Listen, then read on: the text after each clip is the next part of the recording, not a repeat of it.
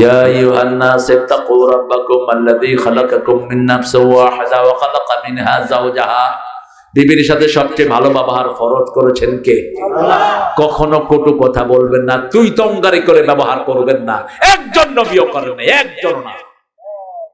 মোহরানা আদায় করা ছাড়া কোন নবী কবুল বলেন নাই।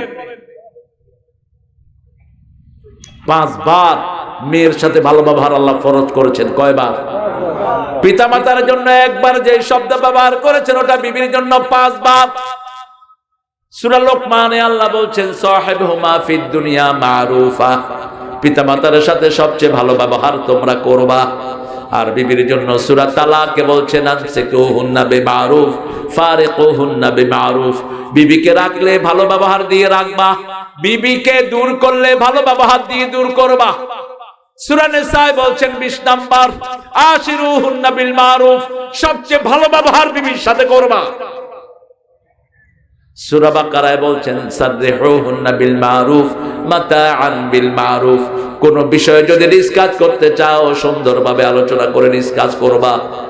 মা আয়েশা বলতেন ইয়া রাসূলুল্লাহ আপনি তো কখনো আমাদের উপর রাগ করেন না। রাসূল বলছেন আয়েশা তুমি যে রাগ করো আমি কিন্তু টের পাই।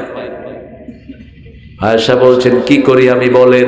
মুসলিম শরীফের হাওলা বলছে তুমি যখন রাগ করো তুমি বলো ইব্রাহিম আলাইহিস সালামের আল্লাহ আমাদেরকে রহম করুক, আমি তখন বুঝি তুমি আমার উপর রাগ। এবার মা আয়েশা হেসে দিলেন, বলেন তো আমি খুশি থাকলে কি করি? রাসূল সাল্লাল্লাহু আলাইহি সাল্লাম বলছেন তুমি বলো মুহাম্মদ সাল্লাল্লাহু আলাইহি সাল্লামের আল্লাহ আমাদের উপর রহম করুক, তখন আমি বুঝি তুমি আমার উপর খুশি আছো। কি সুন্দর! মা সাফিয়াকে চিনেন তো? সাফিয়া, সাফিয়া কে ছিলেন? কিও কটা পর্যন্ত?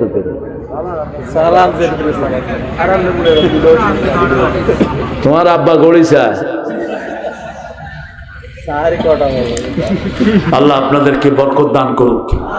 আমার ভাইয়েরা অনেক কষ্ট করে দাঁড়িয়ে আছেন চারিদিকে। আল্লাহ এই ভাইদের সব গুনাহগুলো আপনি মাফ করে দেন।